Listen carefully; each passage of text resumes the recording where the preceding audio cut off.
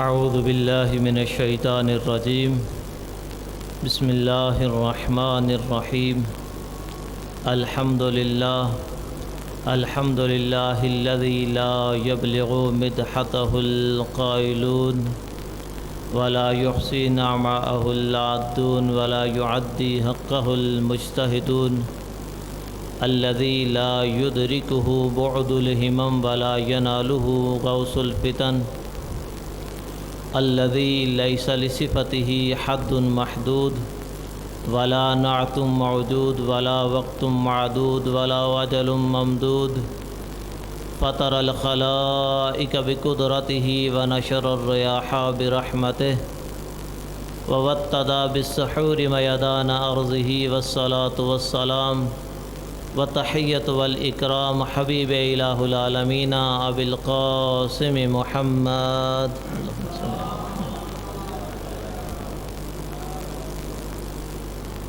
وعلى آله الطيبين الطاهرين المعصومين قال الله الحكيم في كتابه المجيد بسم الله الرحمن الرحيم ونريد أن نمن على الذين استضعفوا في الأرض ونجعلهم أئمة ونجعلهم الوارثين. درود پڑھیے گا محمد و آل محمد پر اللہم صلی علی محمد و آل محمد.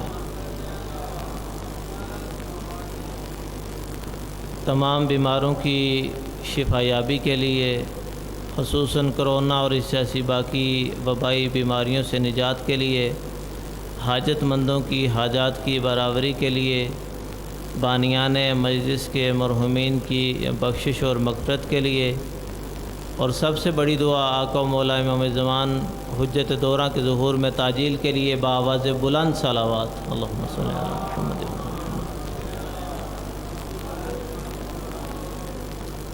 خوشنودی امام زمان کے لیے ایک دفعہ دوبارہ درود پاک کا ورد فرمائیے گا. اللہم صلی علی محمد و آل محمد.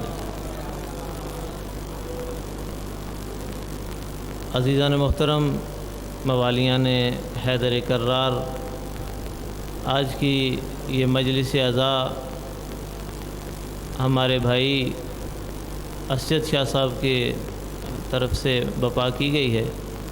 ان کے مرحومین کے لیے اور جملہ مرحومین کے لیے ایک دفعہ سورہ فاتحہ، 3 دفعہ سورہ اخلاص کا ورد فرما دیجیے گا. بسم اللہ الرحمن الرحیم الحمدللہ رب العالمین الرحمن الرحیم مالک یوم الدین اهدنا الصراط المستقیم صراط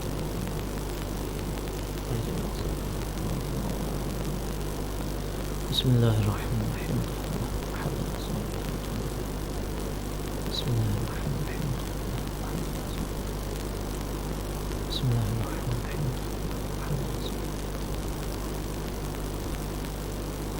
بار محمد و آل محمد صلوات اللہم صلی علی محمد و آل محمد. قبل اس کے کہ جو آج کا موضوع ہے اس کے عنوان سے گفتگو کی جائے، امر بالمعروف اور نہی عن المنکر کے حوالے سے ایک چھوٹا سا واقعہ آپ کے گوشے گزار کروں گا، کیونکہ حسین ابن علی نے جب اپنے سفر کا آغاز کیا تو یہ ارشاد فرمایا کہ میرے سفر کی غرض و غایت یہ ہے کہ میں امر بالمعروف کرنا چاہتا ہوں، نہی عن المنکر کرنا چاہتا ہوں. میں یہ چاہتا ہوں کہ اپنے جد رسول اللہ کی امت کی اصلاح کر سکوں. تو اسی اصلاح کے لیے ایک چھوٹا سا واقعہ. ایک دفعہ حضرت ابو ذر غفاری رضی اللہ تعالیٰ عنہ جنگل میں اپنی بکریوں کو لے کے، اپنا ریوڑ لے کے چرا رہے تھے. دودھ پڑے گا محمد و آل محمد. اللہم صلی علی محمد و آل محمد. تو اسی دورانیے میں وقت نماز داخل ہوا. حضرت ابو ذر غفاری رضی اللہ تعالیٰ عنہ نے نماز شروع کی. اب جیسے ہی نماز شروع کرتے ہیں تو نماز کے دورانیے میں ان کے ریوڑ کے اوپر بھیڑیوں نے حملہ کیا. اب جیسے ہی حملہ ہونا تھا کہ اس جنگل سے ایک شیر نمودار ہوا، اس نے بھیڑیوں کے اس حملے کو ناکام کر کے بھگا دیا اور جناب ابو ذر غفاری کی بکریوں کو بچا لیا، اس ریوڑ کو بچا لیا. اب جیسے ہی نماز کا اختتام ہوا اور وہ اپنے ریوڑ کی طرف اور اس صورتحال کی طرف متوجہ ہوئے تو اسی وقت شیر گویا ہوا اور یہ کہنے لگا کہ جا کر حضرت رسول گرامی قدر کی زیارت کیجیے۔ جناب ابو ذر پیغمبر گرامی قدر کی بارگاہ میں پہنچے، سلام عرض کیا۔ سلام عرض کرنے کے بعد کہتے ہیں کہ اللہ کے رسول یہ واقعہ میرے ساتھ پیش آیا۔ تو رسول نے کہا کہ یہ واقعہ تیرے ساتھ جو پیش آیا، جو تیرے بکریوں کے ریوڑ کی حفاظت اس شیر نے کی، وہ تیرے تقویت الایمان کی وجہ سے ہے، تیرے ایمان کی مضبوطی کی وجہ سے ہے۔ تیرا ایمان توحید پہ اتنا مضبوط ہے، تیرا ایمان رسالت پہ اتنا مضبوط ہے، تیرا ایمان امامت پہ اتنا مضبوط ہے کہ اس ایمان کی مضبوطی کی وجہ سے شیر نے آ کے تیرے اس غلے کی حفاظت کی ہے، اس ریوڑ کی حفاظت کی ہے۔ اب جب وہ واپس پلٹا تو کچھ لوگ حاسد تھے، کچھ منافقین تھے، وہ کہتے ہیں کہ ہر دفعہ یہ اپنی برتری بیان کرتا ہے، اب ہم جا کے اس کے ریوڑ کو، اس کی بکریوں کو چوری کریں گے، پھر دیکھیں گے اس کا جھوٹ کیسے آشکار ہوتا ہے۔ اب وہ پہنچے، جیسے ہی وہ اپنے ارادے کے اوپر عمل کرنا چاہتے تھے کہ اتنی دیر میں دوبارہ شیر داخل ہوا، اور پھر شیر ان کے سامنے گویا ہوا، کہتا ہے کہ اگر مجھے ابھی ابو ذر حکم دے دیں تو میں تمہیں اسی طریقے سے نگل جاؤں جس طریقے سے عصائے موسیٰ نے سانپوں کو نگل لیا تھا۔ کس وجہ سے یہ مقام، کس وجہ سے تھا یہ مرتبہ، کس وجہ سے تھا یہ مقام و مرتبہ؟ فقط اسی وجہ سے تھا کہ ان کا ایمان مضبوط تھا۔ اگر ہمارا ایمان بھی توحید کے اوپر ویسا ہو جیسا ابو ذر کا تھا، ہمارا ایمان رسالت پہ ویسا ہو جیسا ابو ذر کا تھا، ہمارا ایمان امامت پہ ویسا ہو جیسا ابو ذر کا تھا، تو پھر ہم کسی استعمار کے سامنے ڈرنے والے نہیں ہیں، بلکہ ہر استعمار کے سامنے ڈٹ جانے والے بنے۔ میرے عزیزو، یہاں مقامی افراد 2-3 ہی ہیں، باقی میرے ISO کے بھائی ہیں، یہ عظیم جوان، یہ صالح جوان ہیں، اور میں مدرسے کے دورانیے میں مختلف جگہ پہ وزٹ کیا، جہاں لوگوں کا جانا مشکل ہے وہاں لوگوں کو دین کی معرفت کروانے والی ISO ہے۔ مدرسے میں رہ کے کسی کا صالح ہونا، مدرسے میں رہ کے کسی کا نیک ہونا، پرہیزگار ہونا، متقی ہونا اور بات ہے۔ یونیورسٹیز کے اندر کسی کا متقی ہونا، کسی کا پرہیزگار ہونا، کسی کا صالح ہونا بڑا معنی رکھتا ہے، اور واقعاً میں نے ایسے صالح افراد یونیورسٹیز میں دیکھے ہیں، ISO کے دوست، ISO کے جوان یونیورسٹیز میں، زری یونیورسٹی میں میرا آنا جانا رہا، ایسے صالح، ایسے نیک افراد کہ یونیورسٹی میں پڑھ کے جب وہ کسی دوسرے ملک میں گئے، وہاں سے وہ اسٹوڈنٹ فون کرتے ہیں، آغا صاحب اگر ہمارے یہاں نکاح کا کوئی بندوبست ہو جائے، ہم یہ خطرہ محسوس کرتے ہیں کہ ہم کہیں اس ماحول کی وجہ سے خراب نہ ہو جائیں۔ ان کے اتنے پاک باز لوگ ہیں کہ یورپین کنٹریز میں چلے جانے کے باوجود بھی انہیں اپنی پاکی کا خیال ہے، اپنے کردار کا خیال ہے، اپنے صالح ہونے کا خیال ہے کہ ہم اس مقام اور منصب پہ جس پہ پہنچ گئے اسے پیچھے نہ ہٹ جائیں۔ اور یہ جوان ایسے ہی رہبر معظم کی نظر میں، یہ جوان جو ہیں، رہبر نے انہیں اپنے پر اور بازو کہا ہے، رہبر نے انہیں اپنی آنکھیں کہا ہے، وہ بصیرت والی آنکھوں سے انہیں دیکھ کے انہیں اپنا پر اور بازو کہتے ہیں۔ یہ کس وجہ سے ہے کہ ان دوستوں کی آبیاری ہوئی ہے، ان دوستوں کی تربیت ہوئی ہے۔ اگر وہی ابو ذر والی تربیت ان کی ہوئی ہے، ہماری بھی ہو، معاشرے کے ہر فرد کی ہو، تو ہمارا ایمان مکمل اور کامل ہو جائے۔ ان دوستوں کی تربیت اسی نہج پہ کی جاتی ہے، اور پھر یہ تربیت لے کے سندھ کے میں مختلف علاقوں میں گیا ہوں، وہاں دوستوں سے میں نے پوچھا کہ تمہیں یہاں نماز کس نے سکھائی، وضو کرنا کس نے سکھایا؟ کہا کہ ISO کے دوست آئے تھے، ISO کے دوستوں نے ہم تک یہ پیغام پہنچایا ہے۔ اگر اس طرح کے لوگوں کی، اس طرح کے بھائیوں کی، اس طرح کے بچوں کی محفلیں، پروگرامات ہوتے رہے، ہماری خوش قسمتی کہ ہمارے میرپور شہر میں یہ عظیم پروگرام ہو رہا ہے، ہمیں ان کے ساتھ بھرپور تعاون بھی کرنا چاہیے تاکہ ان پاک لوگوں سے، ان صالح دوستوں سے ہمارے بچے بھی سیکھیں اور ہم سب ان سے سیکھ کے اپنے کردار کو بہتر کریں۔ یہ واقعاً بہت صالح لوگ ہیں، یہ دین کے لیے، دین کی خدمت کے لیے راتوں کو بیدار رہ کے کام کرنے والے ہیں۔ ان کی تربیت ڈاکٹر شہید نے کی ہے، اور میں نے یہاں مختلف نشستوں میں ڈاکٹر شہید کی مختلف باتیں بتائی ہیں، لیکن یہ بات آج تک میں نے کبھی نہیں کی، یہ ان 2-3 دوستوں کے سامنے کیے دیتا ہوں کہ ڈاکٹر شہید ان کی زندگی معجزہ تھی، آج ان کی قبر معجزہ ہے۔ میں واللہ آپ دوستوں کو یہ بتاؤں کہ میں جب پہلی دفعہ ڈاکٹر شہید کی قبر پہ گیا تو میری اپنی کیفیت کچھ اور تھی۔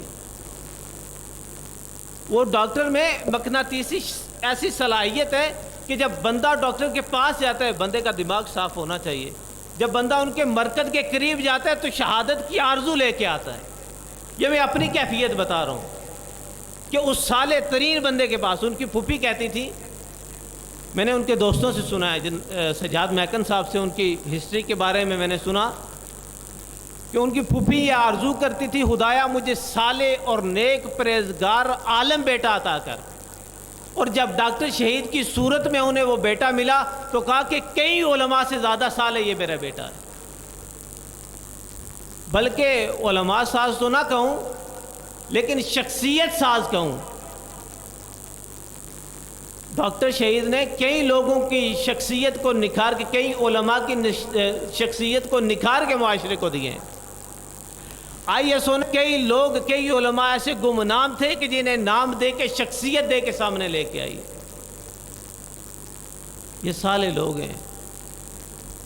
ضرورت یہ ہے کہ اگر معاشرے کی ان معاملات کی وجہ سے کہیں کجی آ جائے، کہیں ہم اپنے مقصد سے دور ہونے لگیں، کہیں ہم اپنے ڈاکٹر شہید کے مشن سے ہٹنے لگیں، تو فوراً ڈاکٹر شہید کی روح کی طرف توسل کیا جائے۔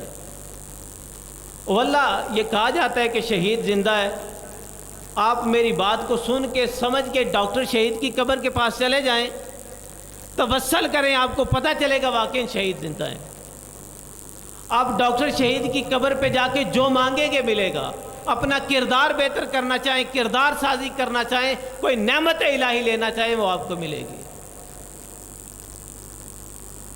وہ جس طریقے سے زندگی میں لوگوں کی اصلاح کرتے تھے، لوگوں میں نعمتیں بانٹتے تھے، الہی نعمتیں بانٹنے والے تھے، وہ ابھی بھی اسی طریقے سے فیض جاری ہے، لیکن ہم لینے والے تو بنے، ہم ان کی طرف رجوع تو کریں، ہم اپنے قلب، اپنی فکر، اپنے ذہن کو پاک کر کے ڈاکٹر کے پاس تو جائیں۔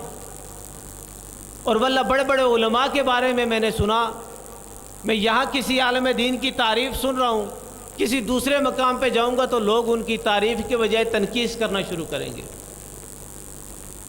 پاکستان کے طول و عرض میں کئی جگہوں پہ گیا ہوں، ہر بندے کو ڈاکٹر شہید کی تعریف کرتے ہوئے پایا ہے، ہر بندے کو ان کے اوصاف حمیدہ بیان کرتے ہوئے پایا۔ ہماری محفلیں، علماء کی محفلوں میں بھی کم افراد کی محفلیں ایسی ہیں، میں نے سنا کہ جہاں ڈاکٹر شہید کی نشست مختصر ہوتی تھی، وہاں کہتے تھے کہ دعائے کمیل کی جگہ جہاں حدیث قصہ اور دعائے توسل پڑھی جائے، جہاں طولانی نشست ہوتی تھی وہاں دعائے کمیل پڑھتے تھے۔ ہر سفر میں جاتے ہوئے ان کی گاڑی میں حدیث قصہ لگتی تھی، قرآن کی تلاوت ہوتی تھی، جب ان کے اوپر حملہ کیا گیا اس وقت بھی وہ تلاوت قرآن جاری تھی، اور اپنی تنخواہ میں سے مختصر پیسے نکال کے اپنے گھر کے خرچے کے لیے باقی لوگوں میں تقسیم کر دیا کرتے تھے۔ ان کے آئمہ کی زندگی کو پڑھ کے اپنے اوپر پورا لاگو کیا ہوا تھا شہید نے، ان کے اپنے آپ کو بالکل اہل بیت کی زندگیوں کا پرتو بنا لیا تھا۔ ان کے جیسے اہل بیت تھے، بہت کم افراد ایسے تھے کہ جس میں کچھ افراد آئے، انہیں ٹارگٹ یہ دیا گیا کہ جا کے قبلہ مفتی جعفر حسین صاحب کو خریدا جائے۔ کہ جب ان کے مدرسے کا مشاہدہ کیا گیا، ایک ہی کپڑوں کا جوڑا تھا جسے وہ نہاتے ہوئے دھو کے پھر اپنے اوپر وہ پہن لیا کرتے تھے۔ کہا کہ جس بندے کی کوئی خواہش ہی نہیں ہے اس بندے کو کس طریقے سے خریدا جائے۔ یہ بھی اسی طرح کے تھے، ڈاکٹر شہید بھی اسی طرح کے تھے، دنیا کی کوئی خواہش نہیں تھی، حالانکہ دنیا ساری ان کے پاس تھی، ڈاکٹر تھے، اچھی خاصی تنخواہ تھی، جو معاملات تنظیمی ان کے ہاتھوں میں تھے، دن میں لاکھوں روپے وہ لے سکتے تھے، لیکن اپنی جیب سے لوگوں کو دیا کرتے تھے، اپنے گھر کا خرچہ رکھ کے باقی سارا خدا کی راہ میں تقسیم کر دیا کرتے تھے۔ ہمیں بھی چاہیے کہ ڈاکٹر شہید کی زندگی کو صحیح معنی میں پڑھا جائے، اس میں اتر کے گہرائی میں اتر کے پڑھا جائے۔ ویسے نارملی پڑھ کے گزر جانا اور بات ہے، یہ پڑھ کے گزر جانے والی شخصیت نہیں ہے۔ میں آپ آئی ایس او کے دوستوں کو دیکھ کے تعریف نہیں کر رہا ہوں، میں اس وجہ سے تعریف کر رہا ہوں کہ وہ بندہ تعریف کے قابل ہے۔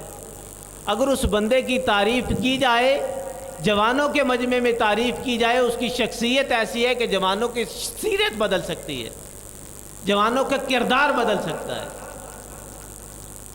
اور میرے عزیزو، حق اور حق کے ساتھ چلنے والے کم افراد ہوا کرتے ہیں۔ کربلا کے بعد شیعت کو اگر دو گروہوں میں تقسیم کیا جائے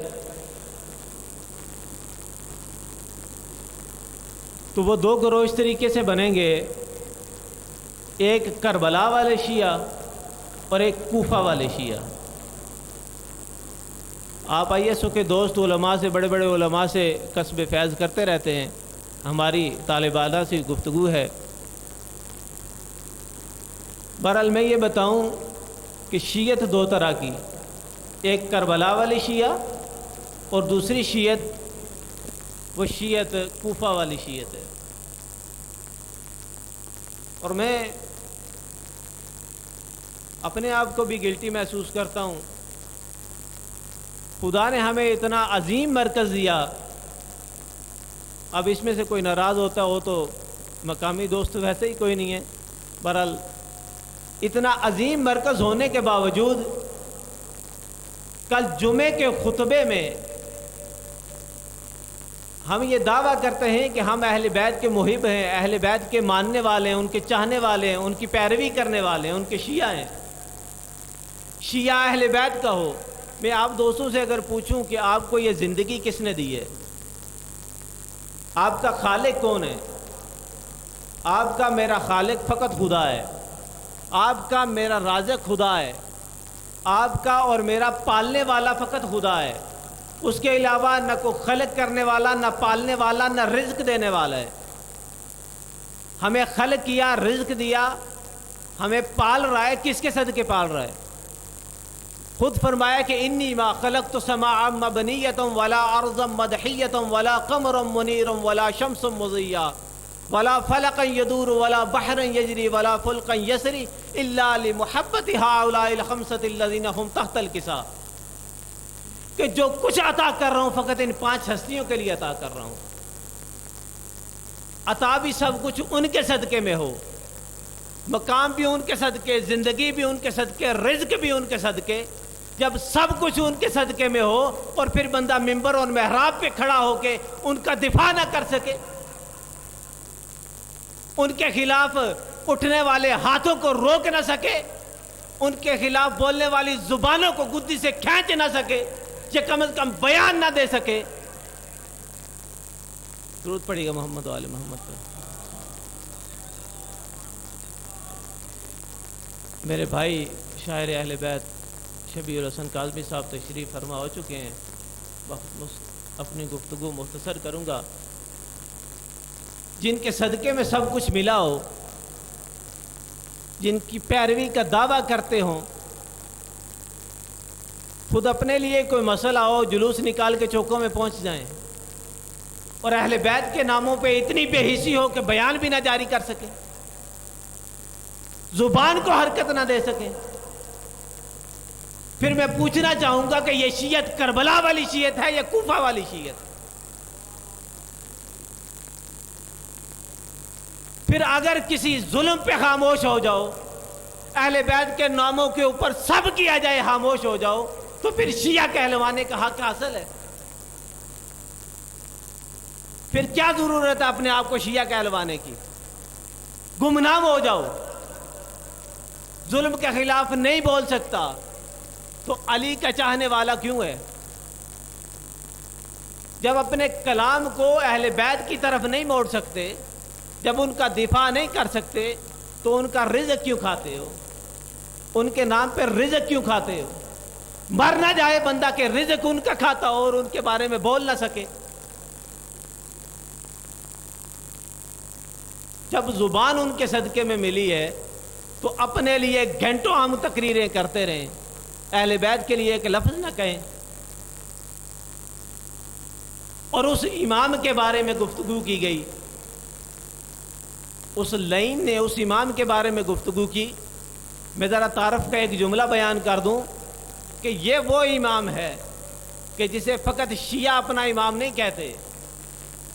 اگر امام احمد رضا خان بریلوی کے شجرہ طریقت کو اٹھا کے دیکھا جائے تو ان کا شجرہ طریقت امام علی رضا سے لے کے امام علی ابن ابی طالب تک جاتا ہے۔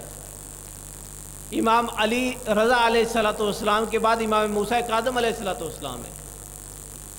اہل سنت کے آئمہ کے شیخ طریقت بھی امام ہے۔ لیکن عجیب بات ہے کہ شیخ طریقت بھی ہوں، امام بھی انہیں مانتے ہوں، جب صحابہ کی بات آئے تو جلوس نکال کے سارے چوکوں چوراہوں میں ایف آئی آریں کٹوانے پہ، لوگوں کو پکڑوانے کے لیے چوکوں میں پہنچ جائیں، اور جب اہل بیت کے گھرانے کی بات آئے تو پھر اپنے گھروں کو اور اپنی زبانوں کو تالے لگا لیں اور ان سے گلہ بھی کیا کریں؟ جب ہم خود امام کے لیے دو قدم نہیں چل سکتے، جب ہماری زبان امام کے دفاع میں نہیں کھل سکتی، تو پھر دوسرے سے گلہ کیا کریں؟ اس امام کے بارے میں اہل سنت کے علماء، امام کرمانی یہ کہتے ہیں کہ یہ امام اہل عراق کے درمیان باب الخوائج کے لقب سے مشہور ہے۔ یہ راتوں کو قیام کرنے والے ہیں، اہل سنت کے آئمہ کہتے ہیں یہ راتوں کو قیام کرنے والے ہیں، دن میں روزہ دار ہیں۔ جب تمہارے آئمہ کے نزدیک ان کی شان یہ ہے کہ رات میں قیام کرنے والے ہیں، دن میں روزہ رکھنے والے ہیں، ان کے لیے ایسے الفاظ استعمال کیے جائیں؟ اور پھر کہا کہ یہ جو امام ہے، یہ امام ایسے امام ہے، امام ذہبی کو دیکھ لیں، اہل سنت کے رجال کے ماہر امام ہیں، وہ امام کی تعریف کرتے ہیں، کہتے ہیں یہ باب الخوائج ہیں، یہ حاجتوں کا دروازہ ہیں۔ جتنے بھی بڑے بڑے آئمہ اہل سنت کو اٹھایا جائے، انہوں نے ہمارے آئمہ کی تعریف کی ہے، توصیف کی ہے۔ خود داتا گنج بخش نے اپنی کشف المعجوب نے آئمہ کی تعریف لکھی ہے، سوائے کے محرقہ میں آئمہ کی تعریف آئی ہے، نام لے کے سارے آئمہ کی تعریف نقل کی گئی ہے کہ ان آئمہ جیسا نہ علم میں، نہ حلم میں، نہ سخاوت میں، نہ عبادت میں کوئی امام نہیں تھا۔ اپنے زمانے کے سب سے بڑے عالم تھے، اپنے زمانے کے سب سے بڑے عارف تھے، اپنے زمانے کے سب سے بڑے سخی تھے۔ یہ آئمہ اہل بیت ہیں جن کی تعریف کرنے پہ ہر زبان مجبور ہے۔ اور دوسری گستاخی کی گئی، جناب سیدہ نرجس خاتون سلام اللہ علیہ درود پڑھی گا امام زمان اور ان کی والدہ کی ذات پر،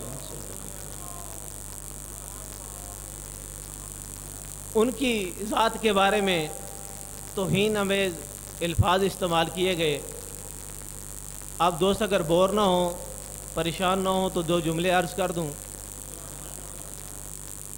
یہ بی وہ ہیں کہ دیکھیں، ہم اپنے آپ کو پاکیزہ رکھنے کی کوشش کرتے ہیں، جہاں ہمارا دل ہو کہ ہم اپنے وقت کے امام کی بارگاہ میں حاضر ہوں، ان کی زیارت کر سکیں، اپنے آپ کو وضو میں رکھنے کی، اپنے آپ کو اپنی طہارت کا خیال رکھتے ہیں، اپنے کردار کا خیال رکھتے ہیں کہ ہم امام سے ملاقات کے قابل ہو سکیں۔ ہم مختلف دعائیں پڑھتے ہیں کہ امام کی زیارت سے مشرف ہو سکیں۔ تو یہ ہستی کیسی ہے کہ خود انہیں حضرت پیغمبر گرامی قدر سے لے کے امام حسن عسکری کی خواب میں زیارت ہوتی ہے۔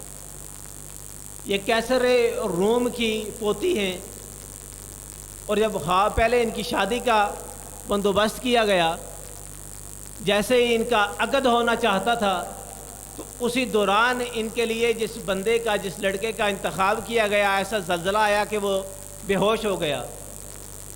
دوسرے بندے کا انتظام کیا گیا، اس کے ساتھ بھی یہی ماجرا ہوا۔ جب پریشانی کے عالم میں اس نکاح کے معاملے کو چھوڑ دیا گیا تو رات میں دیکھتے ہیں کہ پیغمبر گرامی قدر سے امام حسن عسکری تک تمام ائمہ حاضر ہیں، اور جناب عیسیٰ علیہ السلام بھی موجود ہیں، ان کے نائب جناب یوشع بن نون بھی موجود ہیں۔ پیغمبر گرامی قدر جناب عیسیٰ سے کہتے ہیں کہ میں آپ کے وصی کی اس بیٹی سے اپنے بیٹے کی شادی کرنا چاہتا ہوں۔ کہا کہ کس بیٹے کے لیے آپ شادی کرنا چاہتے ہیں، کس بیٹے کے لیے نکاح کرنا چاہتے ہیں؟ کہتے ہیں کہ اپنے بیٹے حسن عسکری کے لیے۔ جناب یوشع بن نون نے اجازت مرحمت فرمائی، ایک طرف سے پیغمبر نے، دوسری طرف سے جناب عیسیٰ علیہ السلام نے صیغہ نکاح جاری کیا۔ اب جب نکاح جاری ہو گیا، کچھ دنوں بعد حضرت سیدہ فاطمہ الزہرا سلام اللہ علیہا اور حضرت مریم خاتون سلام اللہ علیہا کی زیارت ہوتی ہے۔ بی بی کہتی ہیں کہ اب تک اس نکاح کے بعد میرے خاوند میرے پاس تشریف نہیں لائے، میرے امام مجھ تک نہیں پہنچے۔ بی بی نے کہا کہ آپ کلمہ اپنی زبان سے جاری کریں تو آپ کے خاوند آپ کے پاس، آپ کے امام آپ کے پاس پہنچیں گے۔ امام ان کے پاس، انہوں نے کلمہ پڑھا بی بی کے کہنے پہ۔ پھر جیسے ہی امام آئے، امام نے کہا کہ اب میری اور آپ کی دوری ختم ہوا چاہتی ہے، اب آپ میرے پاس آئیں، اور رستہ بتا دیا کہ تمہارے دادا مسلمانوں کے خلاف جنگ پہ جانا چاہتے ہیں، آپ مردوں کے لباس میں، پریشان تو نہیں ہو رہے ہیں دوست، آپ مردوں کے لباس میں ان کے ساتھ نکلیں، پھر آپ کا انتظام ہم کر دیں گے۔ وہ سارا رستہ بتا دیا، سمجھا دیا۔ امام حسن عسکری کے بابا امام علی نقی نے ان کے لیے اپنے ایک خادم کو بھیجا کہ بغداد سے فلاں کنیز کو خرید کے لے کے آؤ، وہ مکمل حجاب میں ہوگی۔ مختصر کرتا ہوں، میرا یہ رکا دینا، وہ آپ کے ساتھ آ جائیں گی۔ بہت سارے لوگوں نے استفسار کیا، لیکن بی بی کسی کے ساتھ نہیں گئی، کہا کہ میں شاہی خاندان سے ہوں، میں کسی ایسے بندے کے ساتھ نہیں جاؤں گی۔ اب جب امام کا وہ خط پڑھا، اس کو چوما، اور امام کی جو زوجہ مبارکہ تھی جناب نرجس خاتون، وہ امام کے غلام کے ساتھ سفر شروع کرتی ہیں، امام کی بارگاہ میں پہنچتی ہیں، جس مقصد کے لیے یہ ساری ڈیٹیل بتائی۔ جب امام علی نقی کے پاس پہنچتی ہیں تو ان کے پاس ایک کمرے کا گھر ہے، ایک کمرہ اور نیچے تہہ خانہ ہے۔ امام کہتے ہیں کہ اے میری بیٹی، اب تمہیں اختیار ہے کہ جو نکاح تمہارا خواب میں ہوا تھا، اگر اس پہ رہنا چاہتی ہیں تو آپ کی مرضی، اگر اس کو چھوڑ کے جانا چاہتی ہیں تو آپ کی مرضی۔ یہاں یہ ایک کمرے کا گھر ہے، یہ ایک تہہ خانہ ہے جہاں آپ نے قیام کرنا ہے۔ آپ کے لیے شاہی محلات کی سہولیات نہیں ہے، وہاں کہیں گی تو پہنچا دوں گا، دنیا کے کسی کونے میں کہیں گی تو پہنچا دوں گا۔ اگر وہاں جائیں گی آسانیاں ملیں گی، یہاں آئیں گی تو ایک فرزند ملے گا، اور وہ فرزند ایسا ملے گا، اس فرزند کی حکومت ایسی ہوگی کہ جیسی حکومت پوری کائنات میں نہ کسی نبی کو ملی، نہ کسی ولی کو ملی۔ بی بی خدیجۃ الکبریٰ سلام اللہ علیہ کی طرح سب کچھ اس کے لیے قربان کر دیا۔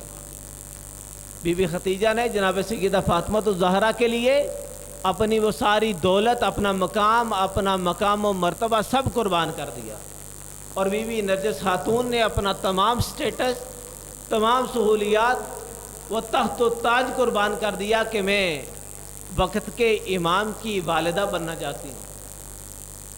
اب جیسے ہی وہ اس معاملے میں اپنی رضامندی شو کرتی ہیں کہ ٹھیک ہے میں اس کام کے لیے تیار ہوں، تو امام نے فوراً عقد نہیں پڑھا کہ ٹھیک ہے میں عقد پڑھ دیتا ہوں اور معاملہ ختم کر دیں۔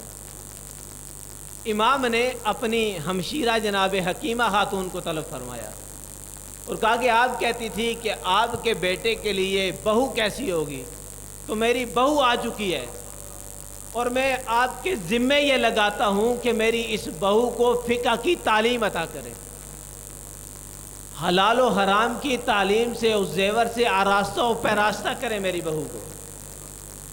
اب جب اس زیور سے، علم کے زیور سے، اس فقہ کے علم کے زیور سے حلال و حرام سے آشکار ہوئی، جب وہ سارے مسائل بیان کر دیے گئے تو پھر امام نے عقد پڑھا۔ حلال و حرام کو پہچان لینے کے بعد، پہچان لیتی تھی وہ پہلے ہی جانتی تھی، ہمیں بتانے کے لیے، سمجھانے کے لیے۔ میرے عزیزو، امام نے یہ اہتمام کر کے بتا دیا کہ جس کو حلال و حرام کی تمیز نہ ہوگی، جو حلال و حرام کے مسائل نہ جانتے ہوں گے، دونوں میاں بیوی جب ملیں گے حلال و حرام کو نہ جانتے ہوئے، تو پھر اس ملعون جیسی اولاد پیدا ہوگی کہ جو اہل بیت کے بارے میں زبان درازی کرتا ہے۔ یہ عبد الرحمن، اس خبیث، اس ملعون جیسی اولاد پیدا ہوگی۔ اگر حلال و حرام جاننے والے والدین ہوں گے تو انہیں خدا مہدی آخر الزمان عطا کریں گے، اور اگر حلال و حرام سے واقف نہیں ہیں تو عبد الرحمن ملعون جیسی اولاد عطا کی جائے گی جو اہل بیت کے بارے میں بکواسات کرے گی۔ اور اس کے متعلق ایک وضاحتی بیان جاری کیا ابتسام الہی ظہیر نے۔ ابتسام الہی ظہیر اور حشام الہی ظہیر یہ دونوں بیٹے ہیں احسان الہی ظہیر کے۔ اہل سنت کے ایک بندے نے یہ کہا تھا ویڈیو کلپ میں کہ وہ بندہ یہ کہتا ہے کہ میں ان کا بھانجا ہوں یا بھتیجا ہوں، اگر وہ آپ کا رشتہ دار نہیں ہے تو آپ علل اعلان جمعے کے خطبے میں اس کا اعلان کریں کہ ہمارا اس سے کوئی تعلق نہیں ہے۔ اب جمعے کے خطبے میں جرأت نہیں ہوئی، جب بات صحابہ کے بارے میں ہو تو کئی دنوں تک یہ خطبے چلتے ہیں، کئی جلوس نکلتے ہیں، اور جب اہل بیت کے گھرانے کی بات ہوئی تو فقط ایک کلپ جاری کر دیا ہے کہ ہمارا اس سے تعلق نہیں ہے۔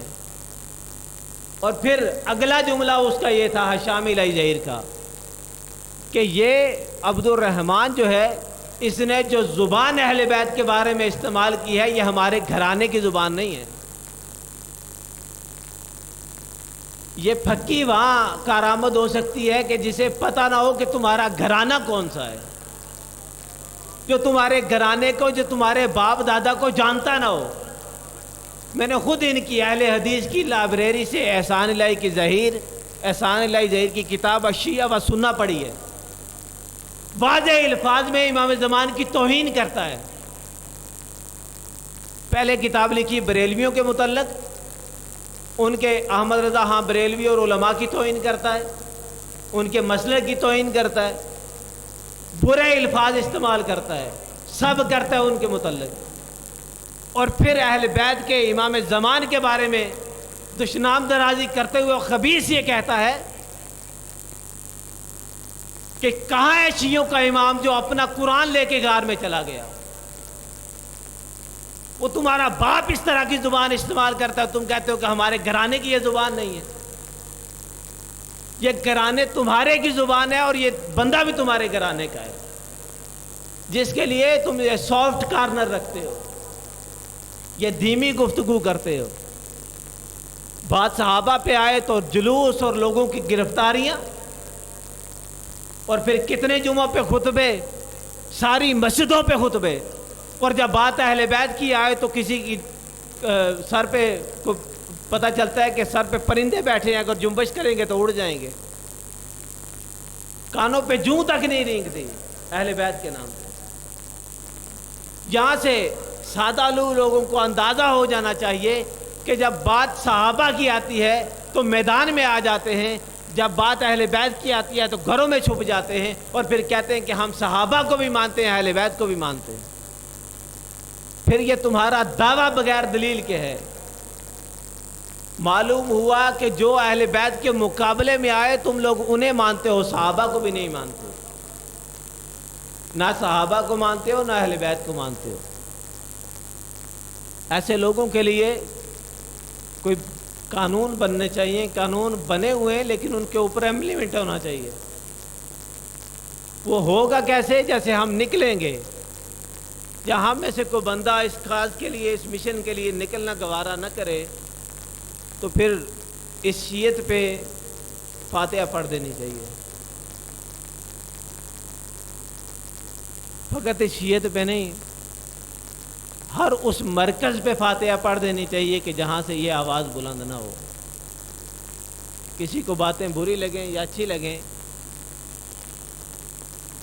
جن لوگوں نے، جن ہستیوں نے دین کی خاطر اتنی تکلیفیں برداشت کی ہوں، آپ میں سے کون بندہ یہ نہیں جانتا کہ حسین کی 4 سالہ یتیمہ کے اوپر کیا کیا ظلم کیے گئے. جناب سکینہ سلام اللہ علیہ کے ظلم بھول گئے ہیں سارے. جناب علی اصغر و علی اکبر کے اوپر جو ظلم ہوئے وہ ہمیں یاد نہیں ہیں. اہل بیت کے خانوادے کو ذبح کر دیا گیا، ان کی عورتوں کی عصمت دری کر دی گئی، ان کے پردے کو تاتار کر دیا گیا. پھر بھی اس امت کو حیا نہیں آئی کہ مجمعوں میں بیٹھ کے اہل بیت کی تنقید کرتے ہیں، اہل بیت کے اوپر سب کرتے ہیں. تم مسلمان اسی وجہ سے ہو کہ حسین نے تمہارے لیے قربانی دی ہے. حسین کی قربانیوں کو فراموش کر کے حسین کی 4 سالہ بچی کے رخساروں کے اوپر تھپڑ جو پڑے انہیں فراموش کر کے تم کہتے ہو کہ ہم مسلمان ہیں. ہمارے لیے قربانی حسین ابن علی دے، ان کی اولاد قربانی دے. ہم اپنے آپ کو مومن کہیں، مسلمان کہیں، حسین کے لیے میدان میں نہ نکلیں. میں کیسا مومن ہوں، کیسا مسلمان ہوں، میں کیسا خطیب ہوں، میں کیسا واعظ ہوں. حسین کے نام پہ نیاز لے کے جیب میں ڈال لیتا ہوں، حسین کے لیے زبان نہیں کھولتا. حسین کے لیے اپنے مطالبات کے لیے چوک میں چلا جاتا ہوں، حسین کے لیے نہیں جاتا. مجھے اپنا محاسبہ کرنے کی ضرورت ہے یا نہیں ہے؟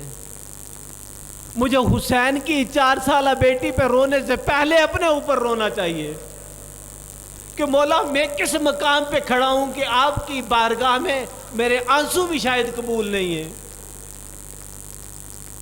کہ میں آپ پہ روتا ضرور ہوں لیکن آپ کا دفاع نہیں کرتا.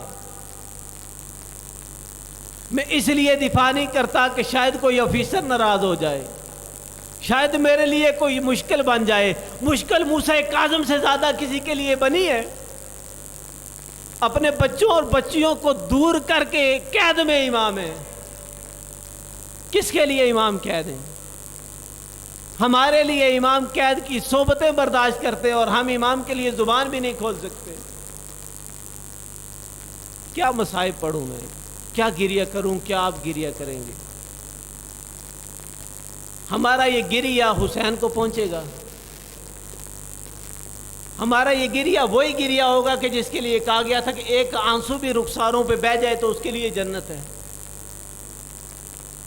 میرے عزیزو، حسین کے گھرانے نے بڑی مصیبتیں برداشت کی ہیں، بڑی تکلیفیں برداشت کی ہیں.